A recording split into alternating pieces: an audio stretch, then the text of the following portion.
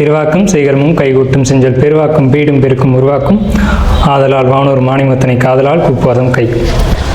அனைத்து உலக ஆன்மீக அன்பர்களுக்கு வணக்கம்.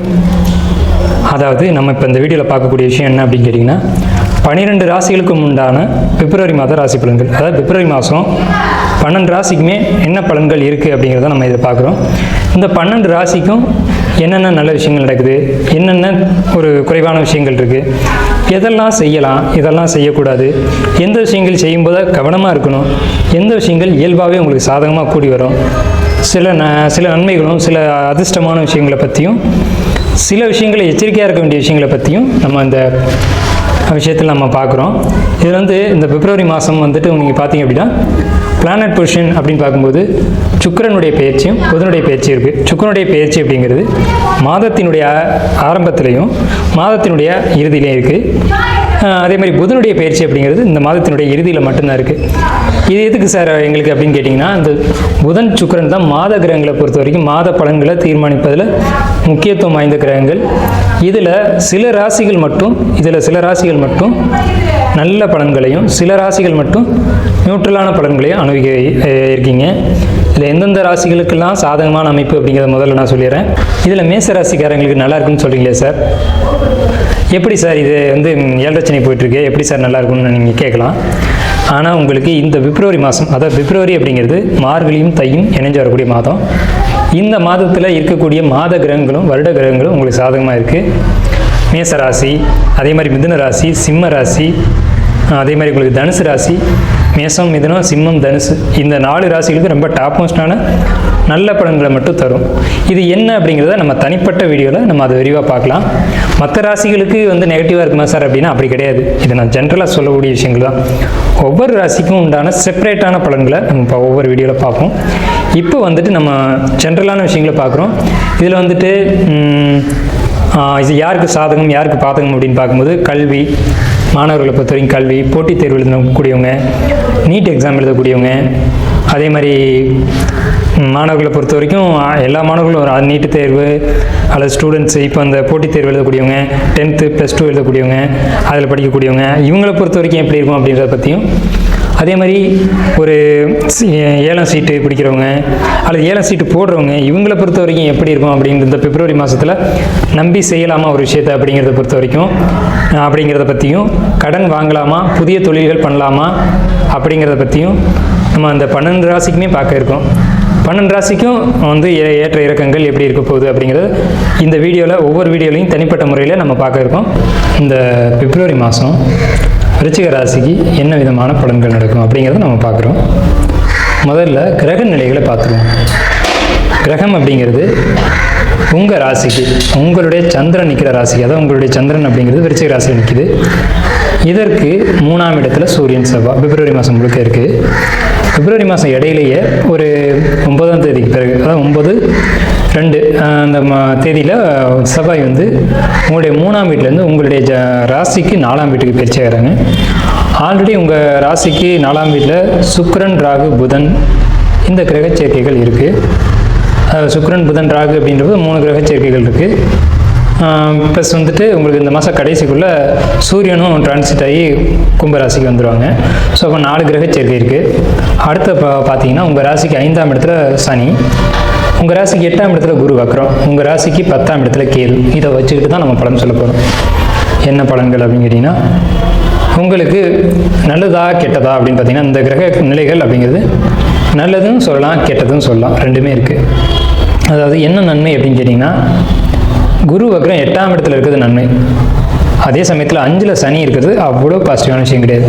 இது என்ன கொடுக்கும் அப்படின்னு கேட்டிங்கன்னா, தேவையில்லாத மனக்குழப்பங்கள். நீங்கள் சாதாரணமாகவே இயல்பாகவே உங்களுக்கு ஒரு குணம் என்னன்னு கேட்டிங்கன்னா, ஒரு விதமான ஒரு குழப்பம், ஒரு திடீர் முடிவுகளை மாற்றக்கூடியது, நிலையற்ற மனநிலைகள் அப்படிங்கிறது உங்களுக்கு எப்போவுமே இருக்கும். சில ராசி தான், நீங்கள் உறுதியான ராசிக்காரங்க தான், ஆனால் மனநிலைகளில் மட்டும் ஒரு குழப்பங்கள் தடுமாற்றங்கள் இருந்துக்கிட்டே இருக்கும். சரிங்களா? இந்த தடுமாற்றம் மனக்குழப்பங்கள் என்ன செய்யும் அப்படின்னு பார்த்தீங்கன்னா, உங்களை பாதிப்புகளை ஏற்படுத்தும். இந்த பிப்ரவரி மாதத்தில் மட்டும் உங்கள் ராசிக்கு 8ஆம் இடத்துல குரு வக்ரமாக இருக்கிறது பெரும் பணம், பெரிய சொத்து, பெரிய ப்ராப்பர்ட்டி வாங்கக்கூடிய யோகத்தை கொடுக்கும். அதே மாதிரி உங்களுக்கு 10ல் கேது அப்படிங்கிறதுனால, உங்கள் ராசிக்கு 10ல் கேது அப்படிங்கிறதுனால தொழிலில் சின்ன சின்ன தடைகள் மட்டும் கொடுக்கும். சின்ன சின்ன தடைகள் தான், அதை மீண்டு வந்துடலாம். மீண்டு வரக்கூடிய அளவில் தான் இருக்கும். 4ஆம் இடத்துல 3-4 கிரகங்கள் சேரும்போது சொத்து, வீடு, வண்டி, வாகனம், நகைகள் சேர்க்கக்கூடிய அமைப்புகள் அப்படிங்கிறது கண்டிப்பாக கூடி வரும்.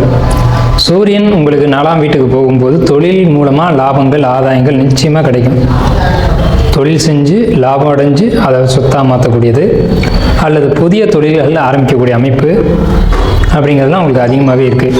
லாபங்களை சேர்க்கக்கூடிய அமைப்பு அப்படிங்கிறதெல்லாம் உங்களுக்கு நிச்சயமாகவே இருக்குது. அதே மாதிரி உங்களுடைய ராசிக்கு 3ஆம் இடத்து சூரியனும் 3ஆம் இடத்து செவ்வாயும் என்ன சொல்லுது அப்படின்னு பார்த்தீங்கன்னா, உங்களுக்கு வந்து புதிய வாய்ப்புகள், அதாவது புதிய முயற்சியின் மூலமாக வெற்றி அப்படிங்கிறதுலாம் கண்டிப்பாக கிடைக்கும். புதிய முயற்சி, புதிய வாய்ப்புகள், புதிய வெற்றி அப்படிங்கிறது நிச்சயமாக கிடைக்கும். இது பாசிட்டிவான விஷயம். மாணவர்களை பொறுத்த வரைக்கும் 4ஆம் இடத்துல 4 கிரகம் இருக்கிறது பாசிட்டிவ் தான். ஆனால் புதன் உங்களுக்கு ரொம்ப சூப்பராக இருக்குது.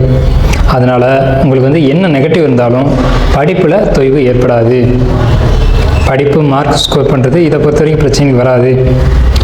அதே நேரத்தில் 7ஆம் இடத்துல சுக்கிரன் உங்களுக்கு 4ஆம் இடத்துல இருக்கிறது அப்படிங்கிறது தேவையில்லாத பழக்க வழக்கங்களை ஏற்படுத்தும். இதில் எல்லாமே அடங்கும். தேவையில்லாத பழக்க வழக்கம் அப்படின்ற வார்த்தை கீழே எல்லா விஷயங்களுமே அடங்கும். இந்த விஷயங்கள் வந்து உங்களுக்கு ஏற்படும் அப்படிங்கிற ஒரு அமைப்பு இருக்குது.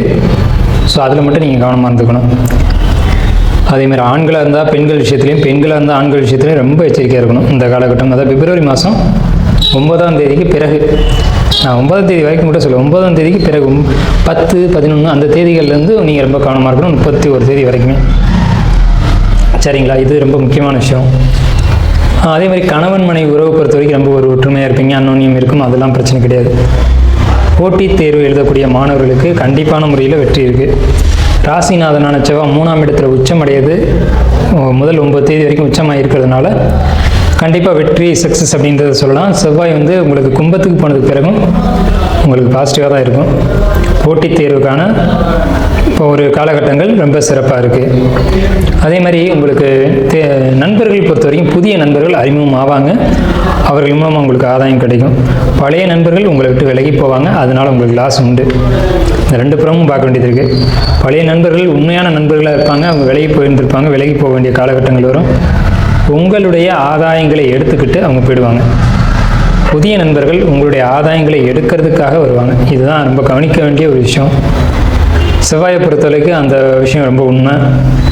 நீங்கள் எப்போவுமே யாரையுமே நம்பாத ஒரு கேரக்டரு, அதனால் நீங்கள் அதை கொஞ்சம் கவனித்து பாருங்கள். இதில் உங்களுக்கு தொழில் பற்றி சொல்லிட்டோம். தொழிலில் சின்ன சின்ன தடைகள் வரும், தடைகளை மீறி நீங்கள் சாதிக்கலாம். தொழில் பார்க்கும்போது உங்களுக்கு ஏற்புடைய தொழில்கள் அப்படிங்கிறது ஸ்பிரிச்சுவல் சம்மந்தப்பட்ட விஷயங்கள், அரசாங்கம் இது சம்மந்தப்பட்ட தொழில்கள் சிறப்பாக இருக்கும். நீங்கள் எந்த தொழிலில் போய் இருந்தாலும் அங்கே ஒரு அரசியல் பண்ணுவீங்க, அது உங்களுக்கு இயல்பாகவே வரும். இதுலேயும் அரசியல் பிரபலங்களாக நீங்கள் இருந்தீங்க அப்படின்னா உங்களுக்கு இந்த பிப்ரவரி மாதம் கொஞ்சம் சற்று தொய்வு ஏற்பட்டு தான் மீண்டும் ஒரு உயரத்துக்கு வர முடியும். அதே மாதிரி உங்களுக்கு வருமானம் இல்லை அப்படின்னு நினைக்க வேண்டியதில்லை, ஆனால் வருமானம் குறைவாக ஏற்படும், மறுபடியும் வருமான உயர்வு ஏற்படும். உங்களுக்கு சொத்து சேர்க்கை கண்டிப்பாக உண்டு அப்படிங்கிறத நம்ம சொல்லியிருக்கோம். உங்களுக்கு அயன சயன சுகபோகங்களை பொறுத்த வரைக்கும் தூக்கம் பாதிக்கப்படும், தூக்கத்தில் பாதிப்பு இருக்கும். தேவையற்ற அலைச்சல்கள், தொழிலுக்காக வீணாக அலைஞ்சு வேஸ்ட் பண்ணிக்கக்கூடிய காலகட்டம் அப்படிங்கிறது இந்த காலகட்டங்களில் உண்டு. எப்படின்னு கேட்டிங்கன்னா, ஒரு விஷயத்தை நம்பி பயணிப்பீங்க, அது கிடைக்காது.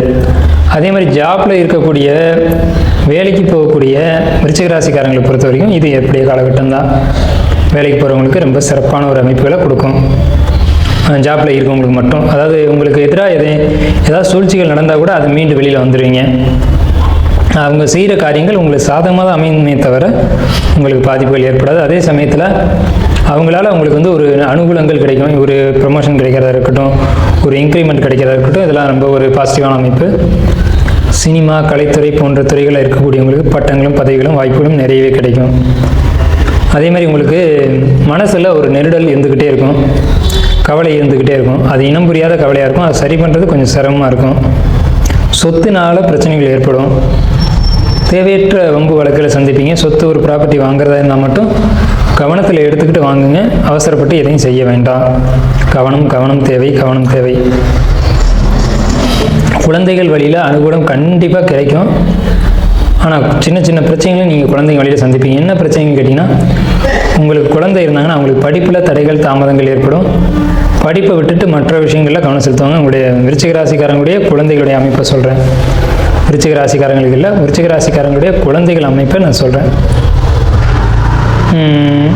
விருச்சிக ராசியை பொறுத்த வரைக்கும் ஒரு 60% நன்மைகளும் 40% தீய பலன்களும் நடக்க இருக்குது. இந்த 60% நல்ல பலன்களையும் 40% தீய பலன்கள் நடந்தாலும் கூட இந்த 100க்கு 100% நல்ல பலன்கள் நடக்கணும் அப்படின்னு நீங்கள் நினச்சிங்கன்னா வளர்ந்த வனப்பகுதிகளுக்குள்ளே இருக்கக்கூடிய தேவதைகள் அல்லது உக்ரமான தெய்வங்கள் அல்லது மனித முகமல்லாத தெய்வங்கள், உதாரணத்துக்கு நரசிம்மர், அதே மாதிரி அனுமன், அதே மாதிரி கணபதி, இவங்களுடைய வழிபாடு எடுத்துக்கும் போது 100க்கு 100% உங்களுக்கு நெகட்டிவ் எதுவுமே நடக்காமல் உங்களுக்கு பாசிட்டிவ் நடக்கிறதுக்கான வாய்ப்புகள் நிறைய உண்டு. நீங்கள் இது நம்ம சொன்னது எல்லாமே ஒரு பொதுவான பலன்கள் தான்.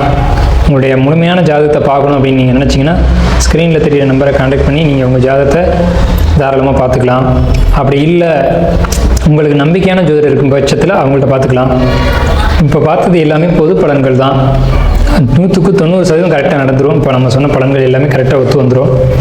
இருந்தப்போவும் உங்கள் பிறப்பு ஜாதகத்தை நீங்கள் பார்க்கணும் அப்படின்னு நினச்சிங்க அப்படின்னா கீழே தெரியிற நம்பருக்கு கான்டாக்ட் பண்ணி நீங்கள் எப்போ வேணாலும் பார்க்கலாம். நன்றியும் வாழ்த்துக்களும். வாழ்க வளமுடன்.